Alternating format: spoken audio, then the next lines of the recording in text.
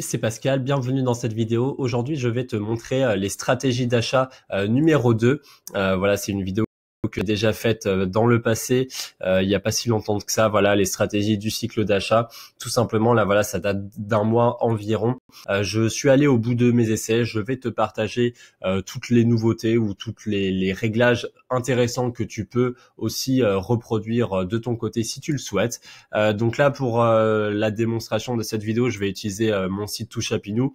Donc qu'on soit d'accord, hein, le site Touchapinou de base, c'est un monoproduit. Donc la logique voudrait que tout simplement j'active tout simplement le bouton de paiement, la redirection vers le checkout. Mais là, on va considérer qu'il s'agit d'un shop multiproduit de niche.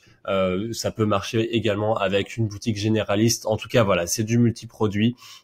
Donc allez, c'est parti. Donc un petit rappel, si tu te souviens, la dernière fois, j'étais parti sur une redirection vers la cart page. Donc tout simplement, lorsque l'utilisateur clique vers le bouton d'ajout au panier, ensuite je lui laisse une possibilité de sortie au cas où il s'est senti un petit peu brusqué. Donc ça lui permet ensuite de revenir vers le continuer mes achats. Et sinon, c'est vrai que cet aspect, cette redirection impliquait que je n'avais plus besoin que donc le cart header, le drop down soit présent. Donc tout simplement, je désactivais le sticky header pour mettre en avant le sticky add to cart. Voilà, donc c'était le réglage sur lequel on était resté. Maintenant, je peux peut-être te faire un petit détail aussi sur quelques autres réglages que je t'avais aussi brièvement mentionné. C'est vrai que déjà, dans le cart header, j'avais tendance à non seulement désactiver cette icône de panier parce que finalement, je préférais mettre l'accent vers cette icône de paiement qui est finalement l'étape qu'on veut. Le client avance plus en cliquant sur ce bouton que sur ce bouton. Donc finalement, oups mince, j'ai pas fait le bon réglage. Je voulais plutôt mettre les icônes. Voilà, donc c'est comme ça. Donc là, comme ça, je désactivais au moins l'icône de l'ajout au panier, sachant que voilà, de toute façon, dans cette configuration, le client a déjà eu accès à la page panier. Il a en plus tous les réglages qu'il lui faut ici, donc c'était pas forcément intéressant qu'il repasse vers le panier. On pourrait même dire que dans la configuration que donc j'avais configurée, étant donné qu'il était déjà venu au bouton d'ajout, il était déjà venu dans la page panier, pardon, il n'y avait pas forcément besoin de le faire revenir vers la page panier. Donc là, effectivement, dans ce cas-là, on peut même carrément supprimer le bouton. Mais en tout cas, voilà, moi j'aimais bien, ne serait-ce que juste de mettre en avant ce bouton de paiement. C'est quelque chose qui fonctionnait bien. Donc voilà, là, le bouton va carrément se supprimer. J'avais même aussi pour optimiser complètement, c'est vrai que je vous l'avais dit, il me semble, si j'allais dans la cart page, j'étais pas trop satisfait, voilà, de l'affichage ici de l'icône. C'est vrai que bon, enfin c'est autant quand les boutons sont les uns en dessous des autres, ça passe bien. En mobile, c'est le cas hein, d'ailleurs, mais c'est vrai que bon là, l'icône ne ressortait pas bien. Donc maintenant, voilà, à la place, je supprime complètement l'icône. Donc c'est ici, non, c'est pas là. Si, c'est là. Non, c'est pas là. Tac, voilà, c'est ici. Donc là, comme ça, je désactive complètement l'icône du checkout. Et finalement, à la place, bah là, vous le voyez, en plus, j'ai commencé à l'écrire. C'est en fait, je mets les petites flèches qui redirige vers la droite, et c'est quelque chose qui se voit à peu près partout, sur tous les sites, les shops généralistes, les Amazon, etc. Vous avez toujours un petit peu cette idée de progression vers la droite. Du coup, c'est logique en plus. Hein, déjà les boutons de panier, d'ajout, etc. sont toujours vers la droite. Donc là, du coup, vous pouvez également mettre ces flèches juste ici. Voilà, paiement. Voilà. Et finalement, c'est vrai que moi, finalement, je préfère comme ça, déjà de mettre ces petites flèches plutôt que de mettre des icônes qui alourdissent. Voilà. Finalement, je préfère que ce soit comme ça. Donc voilà, ça c'était les petits ajouts mineurs. C'est vrai que c'est très bien comme ça. Si jamais aussi vous souhaitez malgré tout que l'utilisateur revienne par la page panier, donc du coup là on peut réactiver le bouton, du coup c'est celui-ci. Moi après voilà, c'est vrai que dans cette configuration qui est finalement assez standard, il y avait quelque chose que j'aimais pas quand même, c'était que voilà, l'utilisateur est déjà passé par la page panier, il fait le choix de revenir dans la page d'accueil, il est dans cette configuration où il y a ces deux boutons, du coup qu'il n'a jamais vu, hein, puisque là tout simplement, hein, il était là, il avait cliqué sur ajouter au panier, il a jamais vu ces deux boutons. C'est vrai que ça peut un petit peu le surprendre. Mais admettons, voilà, vous souhaitez qu'il repasse vers la page panier, c'était le parcours qu'il avait vu, et ben moi du coup ce que je fais, c'est je fais ça, c'est-à-dire j'enlève le bouton du checkout, je garde mon panier, donc là mon panier comme ce sera le seul parcours, là j'ajoute les fameuses petites flèches, et ensuite c'est vrai que j'ai jamais trop aimé ce bleu ou avoir ces deux couleurs, etc. Donc tout simplement je vais recopier le design du bouton de checkout dans les boutons d'ajout au panier. Et en fait, du coup, l'avantage que ça a, cette stratégie, c'est que finalement, le cycle d'achat est vraiment retranscrit complètement par les boutons verts. Que ce soit dans l'ajout au panier, que ce soit ensuite l'utilisateur arrive dans la page panier, bah, il a ce fameux bouton vert qui va le rediriger vers le checkout. Donc là, comme vous le voyez, là, ici, décidément, les chargements sont toujours un petit peu trop longs pour mes vidéos. Là, je continue mes achats, admettons, ils ressortent. Ben là, après, hop, vous voyez, il peut réaccéder à mon panier juste ici. Donc ça, c'est voilà une première méthode que j'aime bien. Mais la deuxième méthode que je vais vous montrer, j'ai changé pas mal de choses à nouveau et finalement ça a rien à voir de tout ça. Mais déjà voilà, ça c'est pas mal. C'est vrai que j'aime bien l'idée finalement d'enlever le bouton du checkout, c'est un petit peu contre-intuitif et finalement de recopier, de mettre cette couleur verte pour le bouton de mon panier. Maintenant, la deuxième stratégie que je vais vous montrer, c'est une stratégie que maintenant j'utilise et qui a un gros avantage, c'est que donc vous vous souvenez que finalement la redirection vers la carte page, je la faisais parce que je voulais un petit peu désactiver ce sticky header et du coup j'avais besoin qu'on ne voit pas ce cart header puisque ce cart drop down ça s'appelle, il n'apparaît que si vous avez le sticky header activé. Du coup, ça implique que si vous voulez désactiver le sticky header, vous êtes obligé de mettre des redirections ici. Mais c'est vrai que voilà, les redirections, même si la redirection en carte page, je trouve, c'est pas trop agressif, ça reste une redirection. Votre client ne peut ne pas aimer et ça peut faire baisser votre taux de conversion. Du coup, par rapport à ça, il y a une parade, c'est celle-ci. C'est que au lieu que votre header carte ce soit un drop-down, vous le mettez en slide.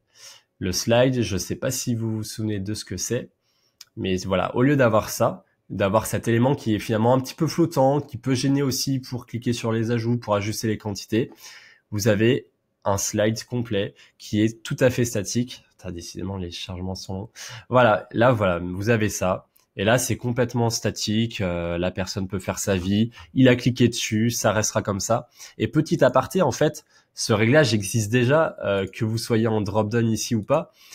En mobile, c'est déjà un slide en fait. Vous avez déjà ça qui s'affiche. Du coup, c'est là où je me suis dit, bon, au final, pourquoi forcer une redirection alors que vous pouvez avoir cet élément qui s'affiche directement.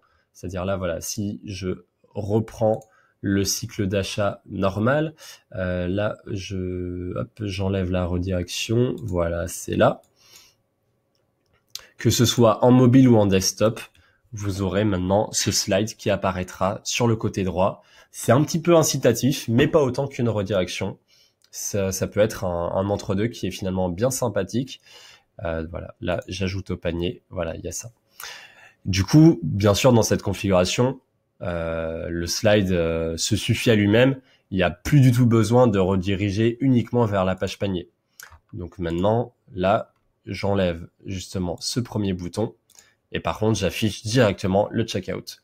Donc finalement, ça permet quand même de faire gagner des étapes, de plus avoir la redirection. Et l'avantage majeur donc de cette fonctionnalité, je répète, c'est que finalement, vous pouvez avoir désactivé le sticky header, mais avoir quand même ce slide qui apparaît. Voilà. Donc il y a plus besoin de redirection. Voilà. Finalement, c'est un réglage que j'aime beaucoup et je reste comme ça dorénavant. Maintenant, pour l'optimiser, on va faire un petit peu de web design. Là, vous avez le style du background. Là, tout simplement, je mets une couleur un petit peu plus grisée. Comme ça, voilà, ça se dénote du reste du site. L'utilisateur voit qu'il y a une couche qui s'est rajoutée. Alors par contre, attention, ça ne fonctionne pas en mobile. Il y a un autre réglage qui est dédié au mobile. C'est juste ici. Voilà, carte slide mobile. Hop, voilà, vous mettez un petit F1, F1. Ça ira très très bien. Voilà. Donc là, comme ça, voilà. Moi, je trouve que c'est très bien. On voit directement il y a un slide qui s'est ajouté. Du coup, il y a absolument pas besoin d'aller vers la carte page dans ces cas-là, puisque voilà, il y a les quantités, il y a le sous-total, maintenant il y a le paiement, et vraiment ça se suffit à soi-même, ça fait gagner des étapes, et finalement vous avez un petit peu cette même expérience qu'on soit sur desktop ou sur mobile. Donc moi je trouve ça très très bien comme ça. C'est un réglage que je fais maintenant. Peut-être une petite aparté aussi, il y a des personnes, je vois, qui mettent le header tout en noir, c'est tout à fait ok, hein. Maintenant ensuite les textes sont en blanc, le logo est également de couleur claire pour qu'il ait un bon contraste. Moi voilà, je suis tout à fait d'accord, hein. C'est vrai que si vous avez un logo couleur claire, ça peut se valoir tout à fait, ou si vous voulez un style un petit peu élégant, un petit peu sobre, c'est bien. Mais c'est vrai qu'à l'époque j'avais tendance du coup de tout mettre en noir, donc non seulement le carte header en drop-down ou le carte header en slide, mais finalement je vous conseillerais malgré tout de garder un petit peu cette teinte grisée, même si vous avez ce header en couleur sombre. Si malgré tout vous souhaitez le faire, ajustez également cette icône, puisque du coup elle ressortira pas bien. Donc c'est-à-dire mettez des teintes claires, des teintes en blanc, ou alors trouvez une nouvelle image, mais voire même supprimez-la. C'est ce que je faisais quand à l'époque je mettais tout en éléments sombres. Voilà. En tout cas, voilà. Ben là, voilà, je vous ai montré ces deux méthodes. Moi, actuellement, je suis sur celle-ci. Peut-être une dernière aparté. Ce sera maintenant sur le vocabulaire que vous pouvez utiliser sur vos boutons. Donc évidemment, le ajouter au panier, bon, historiquement, ça a été des gros tests qui ont été faits, qui avaient montré que le ajouter au panier convertissait mieux que le acheter, ou voilà, ou toute sémantique qui incitait à l'achat, parce que l'utilisateur a toujours peur de passer à l'acte d'achat. Donc c'est vrai que le ajouter au panier, c'est une façon de le désengager. On dit alors là, t'as juste ajouté au panier, tu ne fais pas autre chose. Donc c'est vrai qu'historiquement, ça marche mieux. Après voilà, hein, c'est des tests qui ont été faits par des grosses sociétés, des grosses boîtes. N'oubliez pas de faire vos tests de votre côté sur votre boutique, surtout si vous êtes sur des niches un peu spécifiques. Vous connaissez pas le comportement de vos clients et ils peuvent beaucoup mieux réagir à une autre sémantique. Par exemple, je sais pas si vous êtes sur une niche un petit peu muscu, un petit peu voilà, un peu plus agressive, vous pouvez tout à fait mettre acheter maintenant en majuscule. Je pense que ça convertira très très bien avec une icône qui presse un petit peu. Ou voilà, si vous êtes sur un marketing un petit peu incitatif à l'urgence, où vous mettez des stocks qui s'épuisent très très vite, vous pouvez tout à fait faire ça. Moi, c'est vrai que j'ai tendance à mettre le ajouter au panier, la petite majuscule sur le P, la petite majuscule sur le A, et c'est très bien. Mais maintenant, voilà, je fais aussi autre chose. J'ai changé mon vocabulaire. Maintenant, je mets, au lieu du ajouter au panier, tac, je mets commander. Voilà. Comme ça, c'est plus court, je trouve. On tourne pas autour du pot non plus. Voilà, c'est je commande, voilà, tout simplement. Et ensuite, le paiement également, là, voilà, celui-là, il fait peur aussi aux utilisateurs. Ils savent que maintenant, il n'y a qu'un seul bouton, que s'ils vont cliquer sur paiement, c'est parti, ils vont devoir dégainer la CB. Du coup, pareil, pour un petit peu compenser ça, je mets finaliser ma commande. L'avantage, c'est que ça ressemble beaucoup à commander. C'est tout simplement, voilà, j'ai commandé. Maintenant, je finalise. Voilà, donc là je vais attendre que ça charge et je vais vous montrer ce que ça donne. Là vous allez voir qu'il y a une petite manip en plus de CSS à faire, parce que le texte va s'afficher trop gros, parce que vous voyez il y a quand même un long texte. Donc là hop, voilà, là ça apparaît sur 2 lignes. Donc là comme d'hab je fais un clic droit, inspecter. Voilà, là on arrive directement sur l'élément, hein, ça se voit direct. Donc là voilà. Là, on est sur du font size qui est à 17 pixels. Donc, on va le passer à 14. Voilà. Tac. Voilà. Tac, nickel. Oui. Il a enlevé la ligne. Qu'est-ce qu'il me fait? Font size 14 pixels. Voilà. Décidément, je sais pas ce qui se passe. Bon, bref, c'est pas grave. Je vais tout simplement l'ajouter juste ici. Tac, voilà. Tac. Et là, vous allez mettre le font size. Attends, décidément, j'ai des bugs. Hop, font size, 14 pixels. Voilà. Et là, il va s'enregistrer de lui-même. Je fais sauvegarder. Et voilà. Et là, du coup, ça a le double avantage de ce réglage, c'est que non seulement, bon, bah, le bouton est sur ligne, hein, c'est le réglage évident, hein, forcément, c'est plus sympa, ça sert à rien de grossir vos boutons et de dire, hey, regarde, il y a vraiment, tu peux vraiment cliquer ici. Pareil, le vert fluo abandonné, garder ses couleurs, mais voilà. Et en plus, bah, voilà, ça le met sur une ligne. Mais en plus de ça, c'est vrai que c'est plus sympa finalement. Vous le mettez de manière plus discrète. L'utilisateur en fait, voilà, il va pas réfléchir, il va mettre commander, il va voir que ça s'affiche, finaliser ma commande et il va cliquer. Et voilà, finalement ça va aller beaucoup plus vite. Il y a les flèches vers la droite qui lui indiquent qu'ensuite voilà, il passe à l'étape suivante. Et voilà, tout simplement, il y a pas cette notion d'achat. Donc voilà, moi maintenant je suis sur cette configuration là. Donc je récapitule avec le sticky header désactivé. J'ai enlevé la redirection lorsque je clique sur cet ajout. Maintenant, j'ai remplacé les boutons par commander et par finaliser ma commande. J'ai enlevé toute trace d'icône dans les boutons. Bon, il reste ici, mais dans le kart, j'ai enlevé les icônes. J'ai préféré mettre cette petite flèche.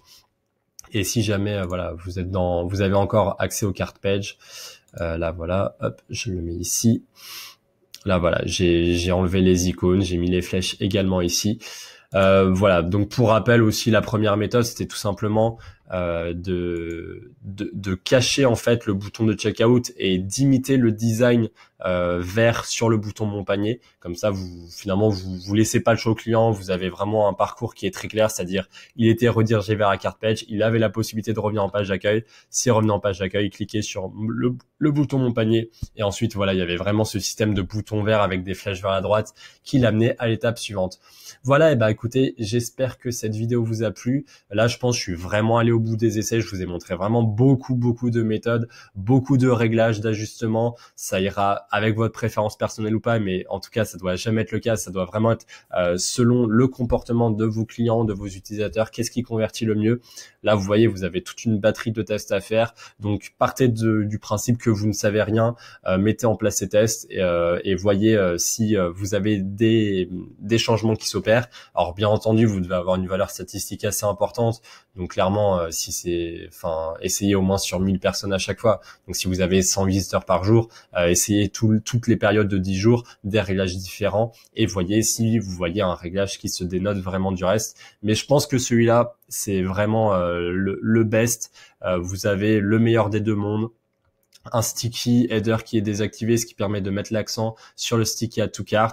Ensuite, vous avez cette option qui s'affiche, qui offre une expérience client, voilà, qui fait avancer dans le processus d'achat sans forcer la main non plus avec une redirection. La sémantique, voilà, commander, finaliser ma commande, je trouve que ça va très bien, ça offre des très bons compléments. Voilà, je pense que c'est vraiment le meilleur que vous pouvez trouver. Après, voilà, si vous voulez en essayer d'autres, partagez dans les commentaires, partagez vos trouvailles. Comme ça, voilà, c'est vraiment comme ça qu'on fait avancer la communauté. Mais vous voyez qu'avec Facile, on peut faire plein de choses. Voilà, peut-être une dernière aparté. Je vous avais dit que ce mois de novembre, j'étais pas trop ouvert aux prestations web design. Donc, voilà, c'est pas forcément le bon mois, on peut partir sur le mois prochain. Par contre, ce que vous pouvez faire, c'est du coup, vous connaissez la chanson, vous allez sur mon site pascaldegu.com et là tout simplement vous pouvez à nouveau commander un audit gratuit. Comme ça voilà, déjà je vous fais décidément ça part en double. Comme ça je vous fais cet audit gratuit pendant ce mois-ci. S'il y a des choses à améliorer au moins sur votre concept e-commerce, etc., vous avez le temps de les corriger et comme ça au mois de décembre on travaille ensemble. Voilà, et en tout cas j'espère que cette vidéo vous a plu et je vous dis à la prochaine. Faites bien décoller vos shops. Salut.